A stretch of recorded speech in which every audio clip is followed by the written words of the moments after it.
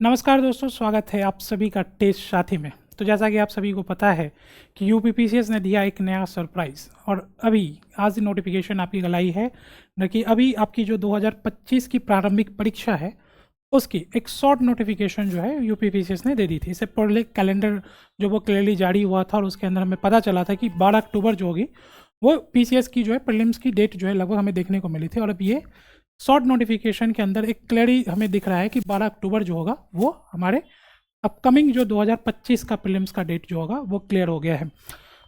ये संभावित तिथि है, हो सकता है कि इसे आगे भी बढ़ाया जा सकता है, बट एक शॉर्ट नोटिस तो हमें मिल गई है और अब आपकी जो है वो फॉर्म फिलिंग प्रोसेस जो होगी वो आज से शुरू हो जाएगी। ठीक है, तो बेसिकली इस शॉर्ट नोटिफिकेशन के अंदर में इसमें आपको बताया गया है कि आगे फर्दर जो होगी वो एक मेजर नोटिफिकेशन आएगी, बट अभी एक बेसिक इन्फॉर्मेशन आपको दे दी गई है कि इस बार जो है लगभग आपको जो है 20/2/25 से आपकी जो है वो फॉर्म फिल करने की जो है वो डेट जो है वो जारी कर दी गई कि अब आप यहाँ से अपनी ओटीआर और बाकी प्रोसेस को पूरा कर सकते हैं।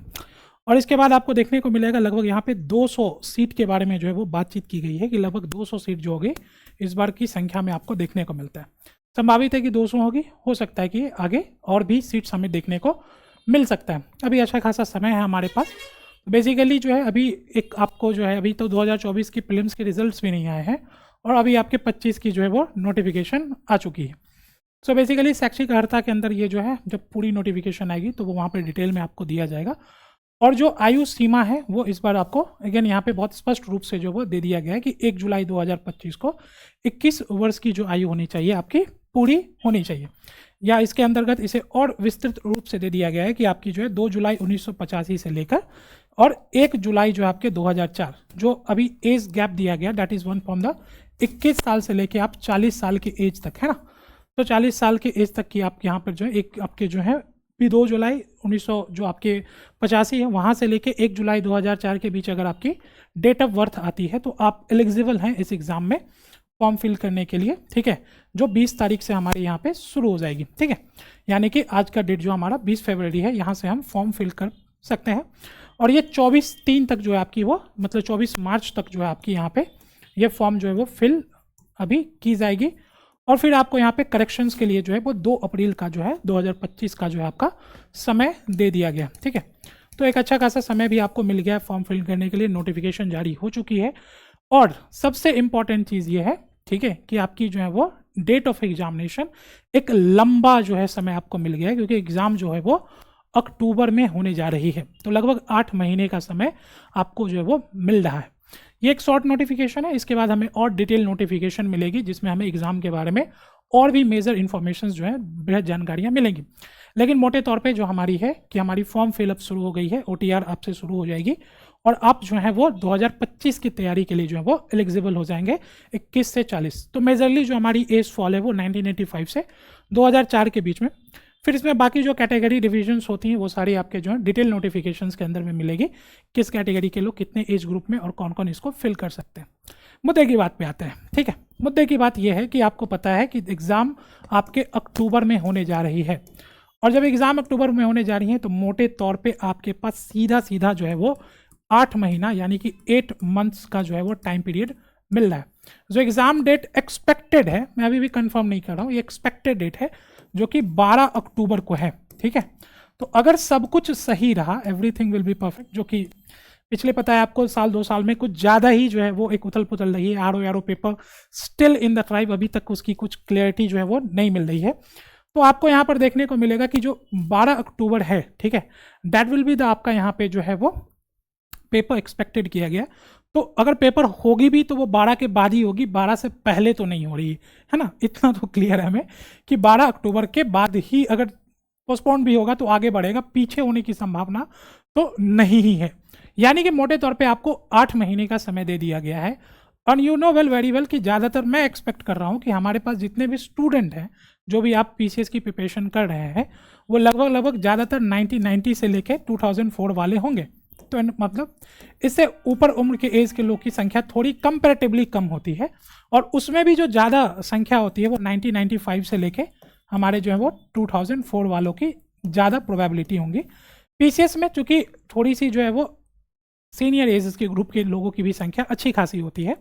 तो यस, आई एम कंक्लूडिंग कि लगभग 90 से लेके आपके जो है 4 के जो एज ग्रुप के जो हैं हमारे, ठीक है, उनके लिए 2025 इन द इनिशियल डेज मैंने आपको कहा था कि this is the landmark year, है ना। हमेशा किसी दशक का जो मध्य भाग होता है और 2025 एक नए अवसर के रूप में है, क्योंकि यहाँ पे आपको समय बहुत अच्छा खासा मिला है। देखो एक चीज़ क्या होती है, हमेशा हम एक साइकिल में इसलिए फंसते हैं कि जस्ट आपकी प्रीलिम्स हुई, फिर उसके बाद मेंस, फिर ऐसा होता है कि हम मेंस में लग जाते हैं, फिर हम प्रीलिम्स के पीछे रह जाते हैं, तो एक उस साइकिल से हम बाहर नहीं निकल पाते।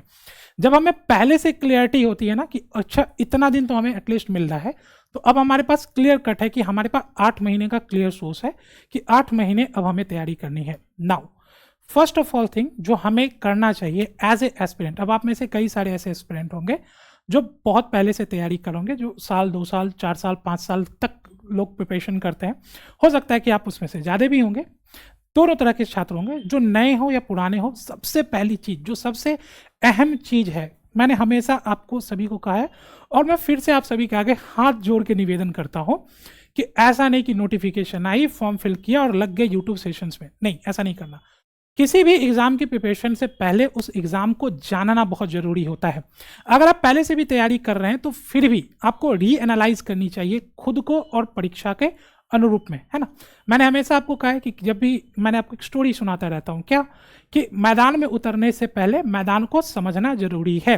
पानीपत की तीसरी युद्ध जब हुई थी तो वहाँ पे मराठास, दे वर द ग्रेट वॉरियर, है ना, बहुत जबरदस्त उन्होंने युद्ध लड़ी है, लेकिन पानीपत में हारा। और उसमें हारने में जो एक one of the most factor जो कॉज देखने को मिला था वो था उसका मैदान। वो जो मैदान था वो क्या था, मैदानी क्षेत्र में था, और जो मराठास थे वो गुरिल्ला वॉरफेयर लड़ने के जो है वो एक्सपर्ट थे।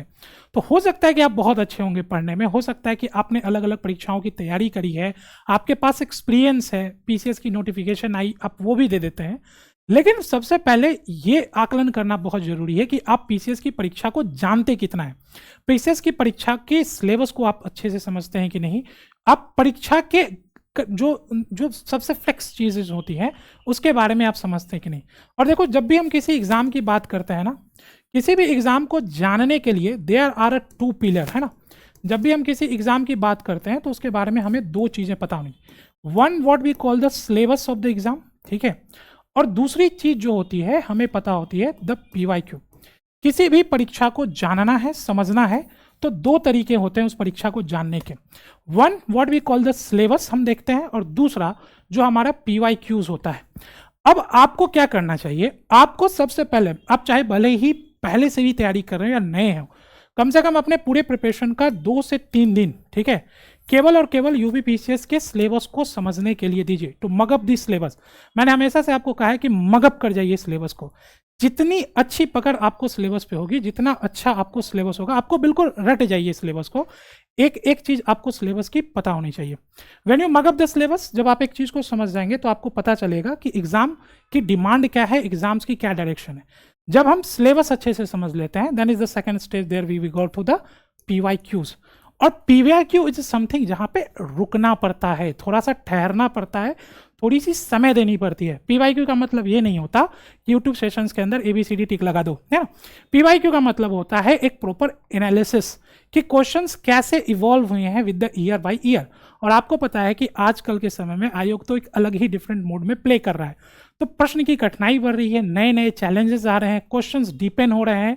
जो पुराना ट्रेडिशन था घटना चक्र वाला, अब उससे हम बाहर निकल गए हैं। आयोग को बहुत अच्छे से पता है कि मार्केट में क्या चल रहा है, यूट्यूब पे क्या हो रहा है, स्टूडेंट क्या कर रहे हैं। तो आयोग एक्सपर्ट है क्वेश्चन सेट करने में, और वो आपको हर बार वो दिखता है। तो आप भी एक्सपर्ट बनिए, आयोग की तरह सोचिए, है ना। Clearing the civil services examination is just like the playing the radio, perfect frequency match करनी पड़ेगी।